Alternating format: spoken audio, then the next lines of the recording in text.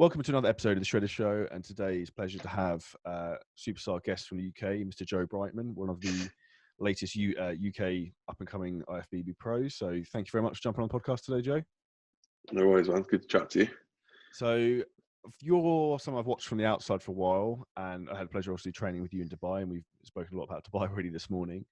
I think the way you've come up through the ranks and also the way you've transitioned professionally is quite interesting because it's similar to myself. I actually had this conversation with TM Cycles Tom I mentioned to you earlier, who's on the previous podcast, about how like when you believe in yourself, you can like leave your full-time job and then currently go and like really push for the dreams of what you want to achieve.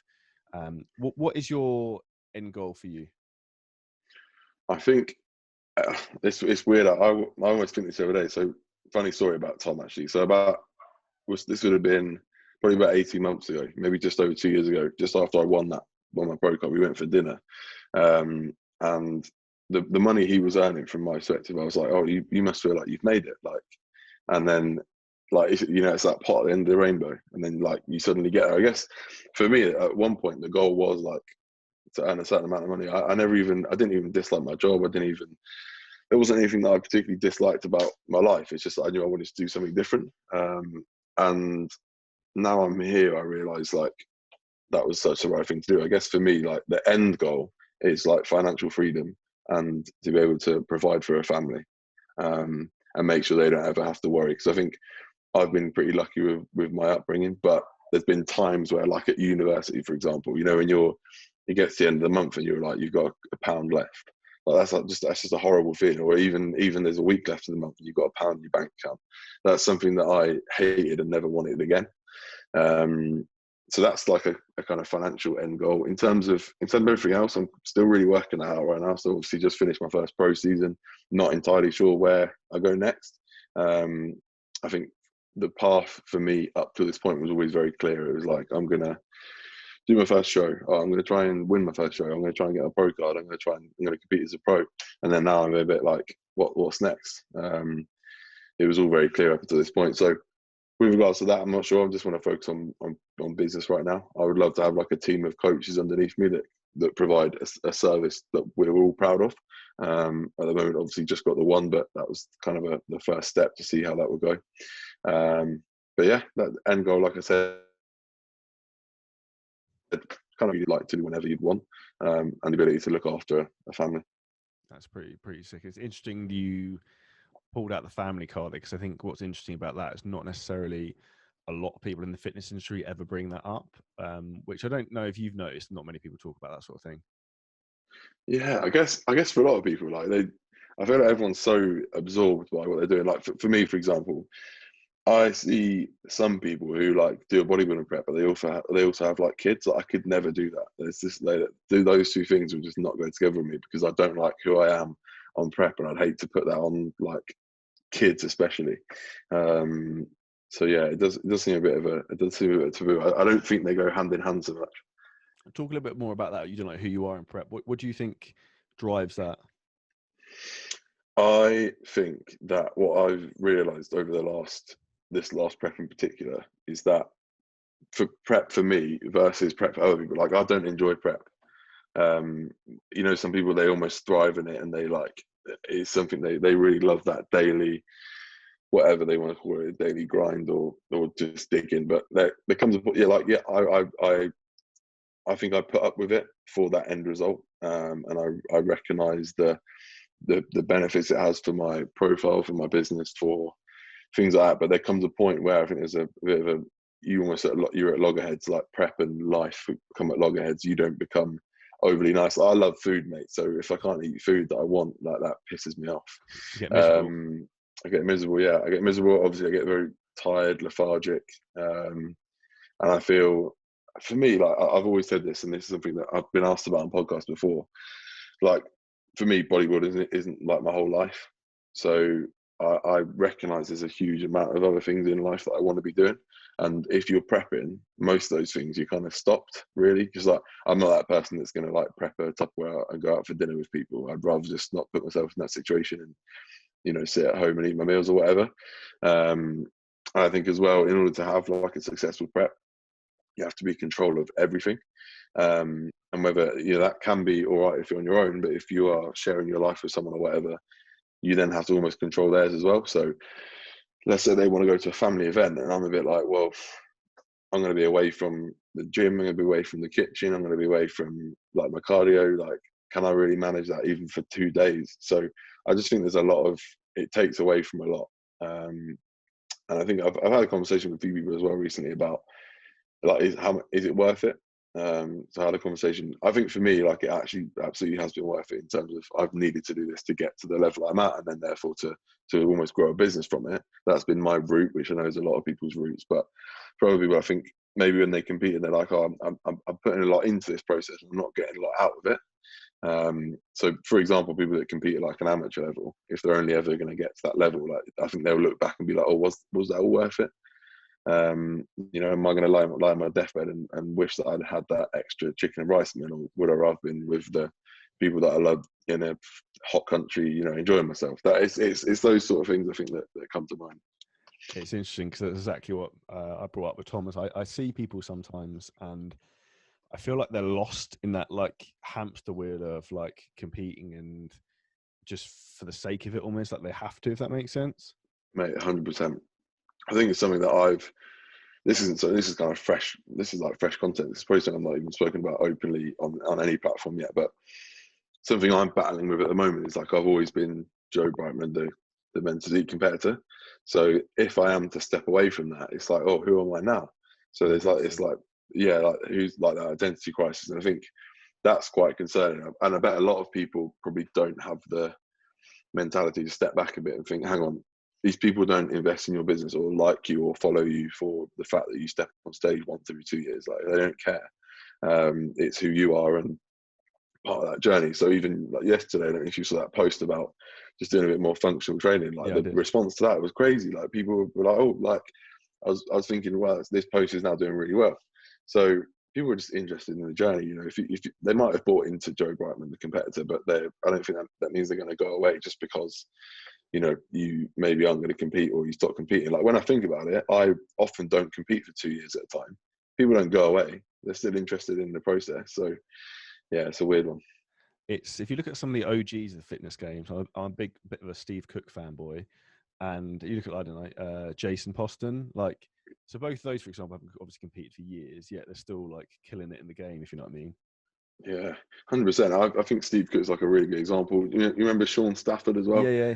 So, you know, these are like, Sean Stafford, like, quite a family man as well. Like, it's about looking at those and seeing how they've transitioned from like almost competing to a new life. Like, Steve Cook I think is a fantastic example. Like, obviously his life is a bit of a pipe dream, but if you could choose a life like that, it would be a pretty good one, I think, from where I'm standing anyway, as someone who's gone from like competing to then now he just seems to travel, has all these various businesses, and, you know, that looks like a good life. Yeah, it looks like he's a ball. And to be fair, he comes across like genuinely a nice guy as well, to be fair. Yeah, 100%. So yeah, I think that hamster wheel is so true. You as a competitor, you do get stuck in that bulk cut cycle. Like, oh, my prep's over now. Now it's time to get ready for an off season. I think what's sort of twigged in my mind this time is I've got no excitement or intention of like moving into an off season now. Like, I don't want to do that. So for me, I'm kind of floating at the moment. I'm a bit in limbo, thinking, well, if I don't go into an off season, what do I go into? Which is a weird one.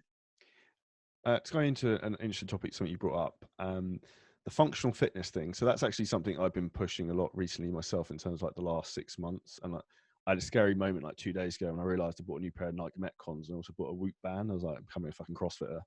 But but tell us a little bit about how you've come to that sort of thought process and what you're planning to do from a practical point of view of implementing that. Right, this is an interesting one because it's so fresh. But I always have this like post prep, like, I want to stop feeling like, you know, slow and crap and cranky.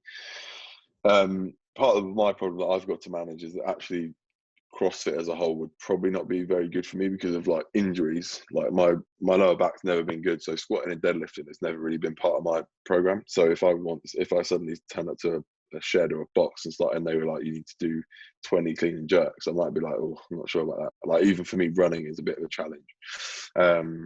But that I'm kind of hoping is something that maybe remedy itself if I do get a bit more involved in that sort of stuff. So right now, I'm not actually sure. At the moment, I still really enjoy bodybuilding training. Sort of progressive overload and a program that is built around where I need to improve is still something that I like to do. But I just think I want to do a bit more of that, mainly for like conditioning, in terms of feeling good, but also like obviously body comp. If I'm not going to move into an off season, I want to kind of stay at a body comp that I'm happy with, which might mean like downsizing a little bit, which I'm not really too worried about. Which again, sort of is showing flags in my mind. So I'm thinking, well, if that's what you're thinking, do you really want to compete again? But yeah, in terms of programming, I honestly at the moment have no idea. I'm almost, the last 2 days just been trying to find a couple of workouts to do. So at the moment it will just slot in alongside my hypertrophy based training, and hopefully sort of increase my basal, like my BMR, so I can eat more, because that's what I like doing. So yeah, not sure what the long-term plan is. Can't imagine you'll ever see me competing in a CrossFit competition, or even doing like clean and jerks. But for now, I just want to utilize almost that like high intensity conditioning style workouts, as opposed to slogging it out on a treadmill or like an elliptical for 40 minutes. I'd rather do like 20 minutes of intense work that gets me moving a bit more. Makes me feel a bit more alive, and probably gets my heart rate going a bit quicker. Something I'm a big fan of, I'm not sure if you used one, is an assault bike. Yeah, so that's one of the things, like, that doesn't cause me any discomfort whatsoever. Right. So an assault bike is kind of what I was like. So I started this week. I did a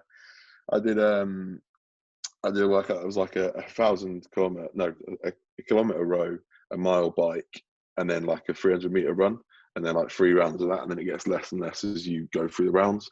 So I did that this week, and that was like obviously absolutely knackered me, but kind of that was the sort of thing that I enjoyed. Maybe if I move potentially more, I'll need to get like some sort of PT or whatever, or someone who's actually expert in it to take me through it. But potentially there'll definitely be a potential for me to move more into like a hybrid style training, where I did like 2 or 3 weight sessions a week, and then 2 or 3 actual, maybe not CrossFit, but bridging more into it. Yeah, the conditioning style stuff. Yeah. It's interesting, the lockdown last year, a guy who works for me, Dan, he's probably listened to this, he lives on the same road as me. He's got an insane home gym, like literally everything, like cable stack, power rack, loads of bars, like, and we're basically doing CrossFit workouts and stuff. And to be fair, not to give him too much credit, but it was actually pretty good fun. And like, there's a lot of strength training based stuff to it, but it's different, very, very different. Yeah, 100%. I think for me, it would be the ideal, probably thinking about it, would be some kind of, it would be like a lot of training. Like I'd probably train maybe like 9 or 10 times a week, in terms of like, there would be a couple of sessions, like on a few days, there'd be a couple of sessions. Maybe it'd be like, if I have 2 lower body days, I'll just do the strength training. And then on 2 other days, if they're upper body, I'll do upper body, and then like a cardio workout in the morning or something like that. But yeah, yet to be worked out. We'll see. You still training Crayford? No, so I'm at my parents now. So there's a little facility near Cambridge that I train at for weights, and then like the One Leisure it's called, which is like just the council run gym, has, as you can imagine, quite a lot of decent functional stuff in it, because it's popular these days. So that's where I'm at. Take things into a different topic. You've already said you have a similar passion in life as me, which is in terms of food. I can see you starting to smile already. So what do you want to tell us a little bit about how you maybe juggle that with dieting in terms of gaining size or losing body fat, and how you structure that? I know you're a big fan of MyFitnessPal. Yeah, very much flexible. I think throughout in off season, this would be for me and any clients who are trying to obviously increase muscle mass. Like, I'm very much like, here's your calorie and macro targets, like go away and hit them. Some people very much like to eat the same thing every day. I'm not like that at all. And I think you'll probably relate to this as well, in terms of like, when you've got a partner, like, you want to eat with them in the evening and stuff. Like, you don't want to sit with like, eating chicken and rice out of the tub. Like, I've never been about that. So in like an improvement phase, for example, it's very flexible. Like, yeah, make sure maybe 78% of your food is from good, like, whole sources, but outside from that, like, it kind of include what you'd like, and definitely be including some like free meals, whatever, like throughout the week, because at the end of the day, the goal here is not to lose weight. We're not trying to lose weight. So as long as you're hitting protein, hitting micronutrients, then really, like, I'm not too worried what I'm eating. In terms of like prep, it's a case of, I almost think sometimes this is what I've identified as something that I don't want to slip into again, is going from, when you're a bodybuilder, I think you go from like 6 months or a year of building up to a point where you hate food because you see so much of it, and you just get really lazy. It's things like those things that you pick up from Waitrose that you just chuck in the oven, like chicken breast that you chuck in the oven and a packet of Uncle Ben's rice. And then when prep comes around, because you have to be a bit more imaginative, you have to pull back. Like suddenly it's like, oh right, I'm like a chef now. So yeah, and then like I said, so when prep comes around, I'm very much more like imaginative, a lot more creative with my food, using a lot more, like, I guess, like herbs and spices and stuff, rather than the typical packet mixes that have got carbs in, because obviously you're trying to save calories here and there, and in the end that food ends up becoming really tasty. I think funny enough, something that me and Tom spoke about was like, I would more than happily eat these meals in, a different phase where I wasn't dieting, but just with a bit more carbs in, and they could be really tasty meals. So yeah, that's kind of how I run it. In terms of the use of MyFitnessPal, complete staple when it comes to off season. When it comes to prep, it's a staple as well, but for different reasons. So more for tracking things like, obviously you have to be absolutely on point, but I'm largely eating the same thing each day until my food changes. But we have to have an eye on things like sodium and potassium, and make sure we're balancing them out so that we're not either holding loads of water or waking up through the night to go to the toilet all the time, things that have to be a lot more on point. Do you find you almost struggle mentally a little bit from that like famine to feast mentality, almost like the switch over from it? Yeah, it's awful for me, that like post prep phase. Without that like solid goal of I have to step on stage in a few weeks, like I very much get to a point where I'm like, why am I going to stop myself eating? I've just done that for 6 months. I really don't want to do that again. So I definitely struggle from, I go from famine to feast. Yeah, very, very tricky. I think going from off season to a prep is a lot easier, at least in the initial phase, because like I said, you've gotten to a point where you just hate the sight of food. So that drop in calories initially is almost like a bit of a relief. You're like, oh, I don't have to eat every 2 hours on the hour to make sure that I'm getting my food in. So there's benefits to both sides, and I think it's about like combining them to get to some kind of healthy medium. Do you think women suffer more with this? I have to be honest, I don't work with like many women, so I would say from the outset, yeah, but I would also say that I think women are just a lot more honest with it, and it's probably a lot more accepted that women struggle with it more. I bet there's loads of blokes that are struggling with it, but they just don't talk about it. And when I was speaking about it recently, I've actually had all these people reach out to me to be like, oh, why do blokes never talk about this? Like, it happens to a lot more people than you expect. And I think there's this very damaging, like bodybuilding, particularly male bodybuilding, has this very damaging like all or nothing mentality, or all or nothing narrative, whereby like, if you don't eat, I know I keep using the same thing, but if you don't eat chicken and rice or cream of rice all day and greens, like you're not good enough, or you're not doing everything you can. So I think that drives a really dangerous narrative, because I even then compare myself to these people who do seem to be on it 100% of the time, and maybe they are, and that's what I spoke about earlier on. Like, they just love it. They live to bodybuild, and that's fine for them. But for me, I don't. Like, I would say I bodybuild to live rather than the other way around. It's kind of given me a life that I kind of want. And then also, when you then start comparing yourself to those people, you start self-doubting yourself. You're like, oh, like, why can't I eat the same thing every day for 6 months? Does that make me less of a bodybuilder? Does that make me, less worthy of these results? But yeah, to the original question, I think it's just spoken about a lot less in the male sector. I think that's a lot to do with comparison syndrome as well, maybe from social media. And like, this is what I think one of the issues is, that people are always looking what other people are doing, and they might not be showing a true reflection of what's actually going on. So they might show the 3 chicken and rice meals a day, but they're not showing the Domino's, whatever crap they also have. Do you know what I mean? Yeah, 100%. That's what I mean. I think in terms of people, like, how many people have cheated on their diet in a prep but have just not spoken about it? versus how many people haven't spoken about it and also haven't done it. I think there's a fine line there. Like you say, social media is a highlight reel. It takes a lot, I think, for people to talk about their downfalls and their flaws. And I think some people probably just wouldn't do it. So I think you're right. I think you're comparing yourself to something that is fictitious and not real. Yeah, I think again that's one of those things where I spoke to Tom about this as well. It's about how I am concerned about how social media is almost like warping people's brains. If you think about like young kids and stuff who are like, I don't know, like I don't know, how old are you, Joe? 27. Okay, so you're a bit younger than me. So when I like Instagram stuff like that started coming out, I think it was like, I don't know, like 18 maybe.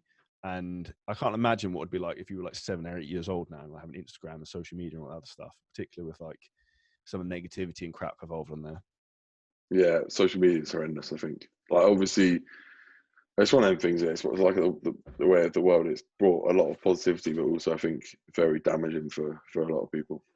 Have you ever had any negative effects from social media or anything in that aspect? I don't think Has it so. made I you think feel a certain way? I think I've done quite well over the years to not be like the subject of like hate, which is quite good. I try not to be someone who, I don't know. I'm very honest, and I try to remain like humble in like the social media sphere. But I think characters like Tom completely polarize people. So I think he's like, obviously he's one of the ones who will he'll put his neck out on the line, and it will, for a lot it does him a lot of good, but also probably some harm from the comments that you get. I'll tell you what I have found actually, since being more active on YouTube, people seem to have a lot more to say on YouTube than they do on Instagram, which I find weird. I think it's because, I don't know, you get profiles on Instagram that don't have a profile picture and don't have anything, but there seems to be a lot more of it on YouTube. I don't know if it's because you're almost giving more information away. You're opening yourself up more. You get that back in kind of equal and opposite measure. But I found people have a lot to say on YouTube. They really feel like they have a right to say it. The keyboard warriors. Do you enjoy making YouTube content? I wish I enjoyed making it more. I find it quite a challenge, and I've battled with this like time and time again. I've tried to do all sorts to get myself to be better at it. But I think some people would almost. I wonder if some people just like Bridgman, for example. I find like he's like just a natural at doing it. But I think that again that comes with practice. Like he's done it for years now, so I can't expect to be able to just run it off the cuff like that. But I enjoy like talking to the camera and stuff like that. I think sometimes I think this probably cripples a lot of people actually. It's just like I'm wondering, like, is this valuable content, or am I just pumping something out for the sake of it? And I'm not one who's gonna, talk for the sake of talking. I'd rather be providing something. So if I don't think it's good enough, then I will be like, that's the waste of time. And obviously, to make a YouTube video, a lot of time has to go into it if you want it to be any good. So yeah, I think there's challenges around that. But then again, I think there's like a ladder with that as well, because I have clients that are like, Joe, how do I start an Instagram? And I'm like, oh, you just have to start just posting. And it seems so simple when you say it, but obviously it's not when you're in that position.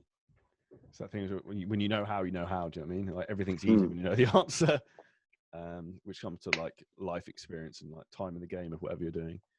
100%. In terms of from a training and physique side of things, like obviously I imagine you probably have a lot of younger guys who look up to you, want to get into competing and things like that. What would your advice be to them in terms of a starting point, in terms of making the most progress they can and going about it the right way? So I think one thing that I'd never had to battle with, that I think people battle with more and more nowadays, particularly, and I think it's because of social media or social media has a large impact on it, is that need or that want to be like constantly lean. So I think I have a lot of young guys, and I drill this into them, like, stop getting lean for the sake of getting lean. If you're in your like 18, 19, 20, 21, you're at the peak of your like natural testosterone production. You've got a big opportunity here to like pat down some muscle tissue. So spend those years doing it. And almost like, so for me, when I was from like 18 to 21, 2-3 years, I literally went in, like, I was almost on like permabulk mode. And that was fine. I enjoyed that. I actively chased down seeing the scale get, the scale weight go up. I actually chased down getting bigger, feeling bigger, lifting more weight, and enjoying all the things that come with being in a surplus. So I think number one is like, really utilize those years and those almost like those newbie gain years to reap the rewards of it. Number two, we've spoken about this before. I'm very hot on execution and intensity and actually harnessing that. I think probably the biggest thing that I've learned from coaching loads of young guys is that so many people just don't understand true intensity. And I think that is something that they can learn from top bodybuilders and these all or nothing guys, because, and myself, there's no way I'm going into the gym and leaving anything on the table. Finding true intensity very early, I think, is what led me to build the physique that I've built, and it is what will help other people, because I get them to send me their exercise analysis and their videos. I'm like, you've got 2 or 3 reps left in there. You've left so much in, and they'll do that week after week after week on the same weight, and it's that's not, you're not training, you're exercising. You might as well go and do cardio, because you're not asking your body to adapt to anything. And then what was the third thing I'd say? And then this question frustrates me the most. So when I get people that I can see a few things. I can see they're young.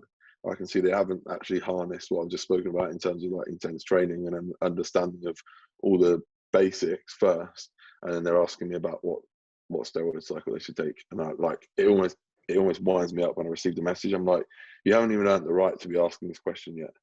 And I would say to anyone, unless you're going to plan to either A, compete at a high level, or B, you think using anabolics is going to really change your life, quality of life long term, just don't even go near them, because it's not even worth the potential health implications, the stuff that you have to learn. So they would be probably the 3 things. I think something you said there was awesome, which I've never heard explained like that. Is was it you're not training, you're exercising? I've never heard that. Yeah. I think there's a difference in there when you're trying to. If you class yourself as a bodybuilder, someone who's trying to physique, develop their physique, is a case of you are training towards a goal. I think other people are just going through the motions, which I see as that's exercise. Rep counting.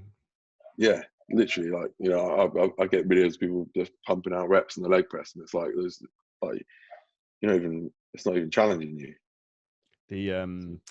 This is something that really frustrates me. I try and explain it to people the best way is that when you you can see it when someone just stops. Is the last few reps, the rep speed should not be the same as the first few reps, and if they are, you've got way more left in the tank. Yeah, it's when I get a video of someone and that last rep just flew up and they just hop up off the leg press, and I'm like, nah, you should be when I finish a leg press set, I can barely move that last rep. When I put it down, I'm gasping for air. My hands are going in my face or up above my head, and I'm there for a good few, sometimes even a minute, recovering from that set before I'm even on my feet. So there's a real lack of understanding of intensity, I think. What would you put that down to? Do you think that's just because of the information that's put out, or just people just generally don't want to push themselves? I think it's probably a mixture of the two. When I think back, it's I've always trained like this. I can't remember a time when I ever put the bar down before I couldn't do another one. So for me, it just seemed obvious. And then obviously, I think one thing that does help is when I was younger, I used to do a lot of. I did one. I can't remember the guy's name now, but it was a bro split program. But I put a lot of my progress down to it back then, and it was because a lot of either the first sets or even all the sets were 4 to 6 rep sets.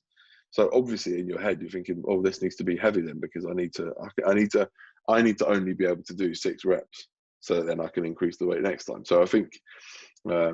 It's probably a case of people don't want to push themselves, or they don't know they need to.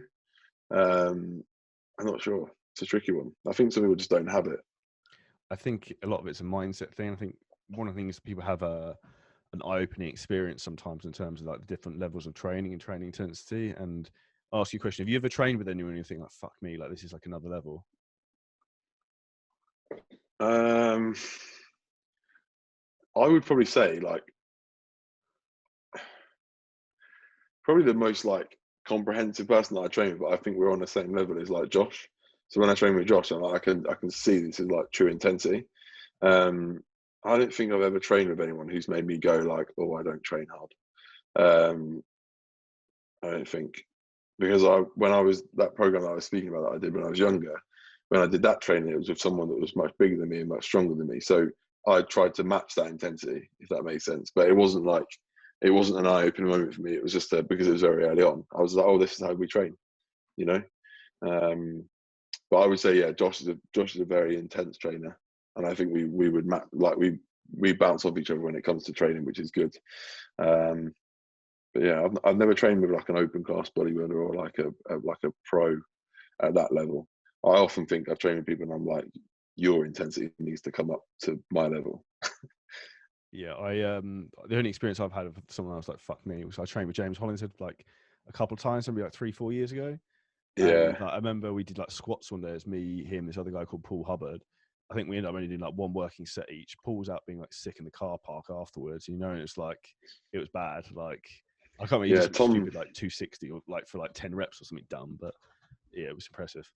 Yeah, Tom's trained with him before and spoke to me about like it was a real eye opener for him. But like I said, I've not trained with anyone at that level, so I probably would, because I don't doubt that I'm not the high, you know, the absolute top level of intensity. I can imagine training with Kuba or training with Hollingshead or, you know, another open class, because I do think it's another level to be unlocked. But to this point, I think I would say my intensity is pretty good.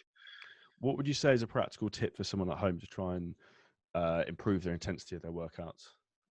I think what you've probably spoken about is like film your sets and take a look at that last couple of reps. Are you actually struggling, or did that weight fly up? Because even I've done it sometimes where I think my form's slipping, and I've gone back and I've reviewed a video and I'm like, oh, it's actually fine now. Okay, continue. Like particularly on like I'm very conscious, like a single arm dumbbell row. Am I getting enough range of motion? I'm actually getting my elbow back in line with my torso, and almost you feel like you're not, but you look at the video back and you're like, oh, I probably actually could have done, you know, a couple more in there. So filming your sets is a very good way. Filming your sets and sending it to someone who's going to give you an honest opinion of how hard your training is good. And then I'd honestly say like content, like consume content from the right type of people, because unfortunately there's a lot of very good bodybuilders. I say bodybuilders, I'm encompassing everyone in that, like men's physique in particular, who train like shit, but obviously have incredible physiques. You know, there's many people that are top of the game doing 4 sets of 8 to 12 on a lightweight, but they look incredible, and that's obviously down to genetics. But don't be kind of fooled, like we can't all get away with that sort of thing. That is one of the things I think every single day is I see a lot of people like that, and they just do super high volume, throw stuff around, almost just get a pump and then walk in and walk out, and then they're done. And I think it's difficult for sometimes to try and explain to people that yes, that obviously works. However, like it will work for people who are super genetically gifted, and just because something works doesn't mean there isn't a better way or a quicker way for you to progress. Yeah, absolutely. Like I look at these guys, I'm like, I wonder what would happen if you trained like properly. But maybe they wouldn't respond. That's the other thing, isn't it? Like there is an aspect of biological individuality within bodybuilding, and perhaps something that works for one person may not work for, like there isn't just one rule for everyone. But what you said there is interesting. I think that's something I've always thought, like it all works. It's about working out like what's actually the best way of it working.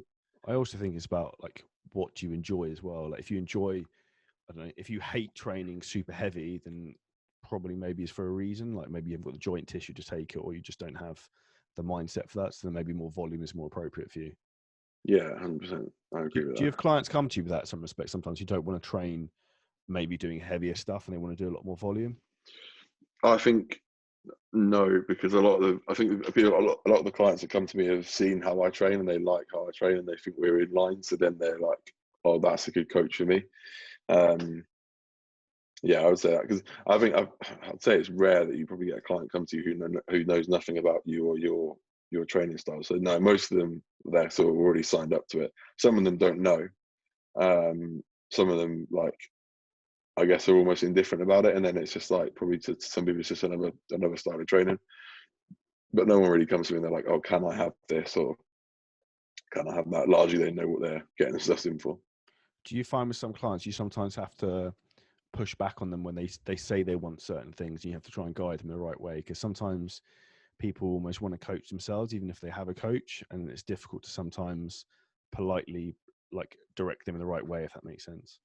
Yeah, 100%. There's always going to be I think there's always going to be people who are going to come with a certain opinion, or, "Oh, I've seen someone doing this, shouldn't I do this?" And then that is like, in a word, that is coaching, I think, isn't it? It's like coaching someone's coaching someone like what they're doing, but also helping them understand why they're doing what they're doing. I think that's a big one. It's kind of help like explain to people what they're doing and why, rather than just sort of, nah, here you go, and it's my way or the highway. Like that's not coaching. That's like a dictatorship for me. So yeah, that's key, I think. Well, and in terms of your development as a coach and from your training point of view, who've been the main influences in you and your knowledge base and how that's progressed? Obviously, you worked with Callum recently. Are you still working with him? Yeah, still working with Cal. Cal's probably been, well, Cal's undoubtedly been like my biggest influence in terms of coaching. And then his brand as a whole. So like the Muscle Mentors is probably where I get that's probably where most of my knowledge comes from. It's probably like 90%. You know, I'd say now my knowledge, when I started coaching, it was like all self-taught. It was all from just experience and knowledge that I'd learned myself. And then as time's gone on, and once I realised it's probably a good idea for me to get a coach, and also the fact that I went on their courses and seminars, I would say that that brand as a whole, and then Callum as an individual, probably been the most influential for me as a coach. Something you said there was interesting is that obviously you've been on a lot of courses. You've obviously kept you paying Callum to coach you. Like a lot of people are afraid to almost invest in themselves, and I think that's one of the big bottlenecks for people like getting progress is that they don't understand that education and information, having the right knowledge, is what's going to get them results, not like some jazzy new supplement. What would your advice be to anyone like that? I think that's an interesting one because I said I was like self-taught for a long time, and I found it really hard to let go of that because I was always in control of everything, and I was like, oh, what if this person doesn't quite know? And then when you let go, you learn a lot. And obviously they'll be like you said, I think probably what you said at the start or earlier on as well, you don't know what you don't know. And if you don't try, like there's no harm in paying a coach for like, I mean, I wouldn't recommend it, but let's say it's a really bad coach, even if you pay him for 4 weeks and you didn't learn anything, well, you can just stop. You know, and you probably would have learned something, even if it wasn't as much as you thought. If anything, you've learned what you don't want, might be a good lesson. So yeah, I think taking the leap in terms of like investing is always a good shout. But I would recommend that if you are going to invest in someone, that you probably touch on what I said earlier, like invest some time in their free services first. Like in terms of like go through their Instagram, see what type of content they're putting out. I was talking about this a lot before. Like I see some of the top coaches now. I've not seen one bit of like valuable content on their page in months. It's all like motivational quotes and like, you know, shit about that. And it's like, well, why don't you see if they're putting out any valuable content before are they explaining what they're doing? Do they sound like they know what they're talking about? Are they open about their approach? Like, you know, find out a bit more about them in their free content space before you start investing money into them. But once you've done that, like you should feel quite confident that you're investing into the right person, I think. 100%. I think it's one of those things, people buy people. That's the big thing. And like, I think the biggest thing is that you either win or you learn. Like you'll either get the results you won't, or you learn something, as you said. I think is a big take home point. Yeah. To start to wrap things up then, Joe, what's the future hold for you? I know obviously you said that you're a bit open-minded in terms of next year plans, but have you got anything else planned for the rest of the year or any other projects? Big bits for me are like imminently like releasing the first bit of clothing that I've done, which I'm kind of in equal amounts excited and nervous about, because clothing's always been something.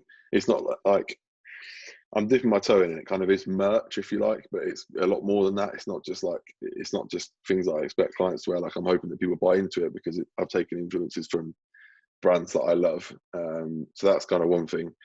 That should be the next. Well, I'm hoping that'll be this month. So I posted a video yesterday of like all the embroidery being done. That. So I'm hoping that will be the next couple of weeks. I need to like organise a shoot again, taking influences from brands that I'm interested in.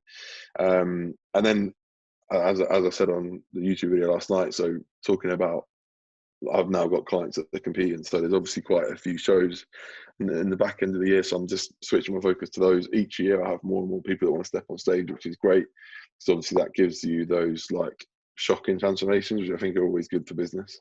So I've got a guy doing a photo shoot in a couple of weeks. I've got 2 guys doing photo shoots this month, and then I've got 4 or 5 guys competing and the cool thing is it's at higher level competitions as well now. So obviously we're looking at like 2 rows PCA. So getting those guys on stage would be a focus for me. I think yeah, the rest of the year for me is about business, and obviously it's about talking about what we talked about before, which is working out this move to Dubai and how that goes. Yeah, 100%.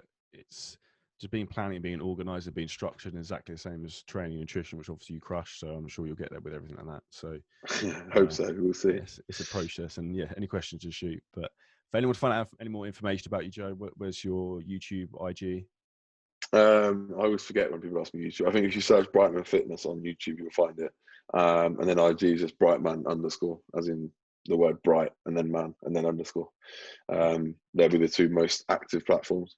Awesome. So I'll make sure we add your links underneath the podcast because you sold yourself terribly badly then. I hope everyone enjoyed the podcast. Make sure you leave us a 5-star review and tag myself and Joe in your stories if you enjoy this.